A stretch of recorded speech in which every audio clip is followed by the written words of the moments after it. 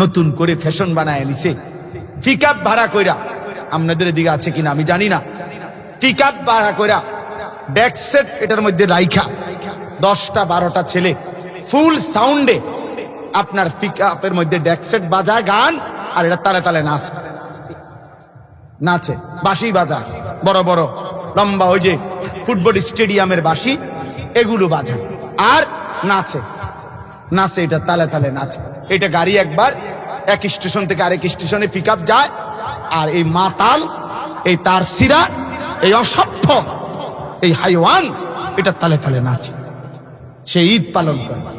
আমার ছেলে 2 বছর আগে আমার ছোট ছেলে আমার এটা জিগাইছিল, ঈদের দিন ঈদের নামাজ পড়াইয়া আমি তারে নিয়ে যখন আসতেছিলাম গাড়িতে, আমার ছেলে পিকআপের মধ্যে এই নাচানাচি ডেকসেট সহ এটা দেখছে, দেখা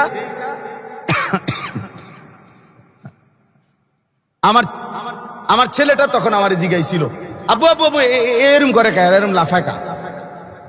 তখন আমি তারে বলছিলাম, আব্বু এরারে আজকে সকালবেলা আব্বা কুত্তায় কামড়াইছে।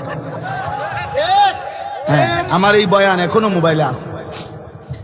এরারে কুত্তায় কামড়াইছে, এরারে কুত্তায় কামড়াইছে, কুত্তায়। এই জন্য বললাম, আব্বু সকালবেলা ঈদের দিন দোকানপাট বন্ধ, ডাক্তাররাও ছুটিতে, এই জন্য আব্বা কুত্তার কামড়ের ওষুধ পাইতেছে না দেখা, এই জন্য লাফাইতে আছে। এই জন্য নাই তো তোর সমস্যা কি? তুই এরকম লাফাস কাম না রে, তোর ব্যারামটা তুই কর। হ্যাঁ, তোর ব্যারামটা কি হয়েছে? তোরে কুত্তায় যদি না কামড়ায় তাহলে তুই নাচলি কেন? এজন্য যুবক, কেউ যদি এমন নাফরমানি করে থাকো তো এর চাইতে বড় অসভ্যতার কি হইতে পারে?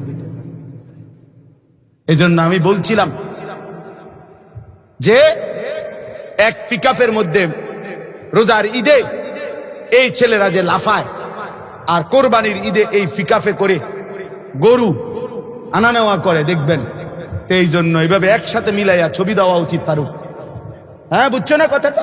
এই 2 পিকআপ একসাথে করে ছবি দিবা, যে এক পিকআপের মধ্যে ডেকসেটওয়ালা ছেলে লাফাইতেছে, আরেক পিকআপের মধ্যে কোরবানির গরু আনানে, 2টা একসাথে দিয়া লিখে দিবা যে এই যে 2 গরু, একটা হলো রোজার ঈদের গরু, একটা হলো কোরবানির ঈদের গরু। একসাথে কি দিবা? ক্যাপশন দিবা, এটা লিখে দিবা, এটা যে কি, এই দেখেন 2 গরু, এটা হলো রোজার ঈদের গরু, এটা হলো কোরবানির ঈদের গরু, 2 ছাগল এটা।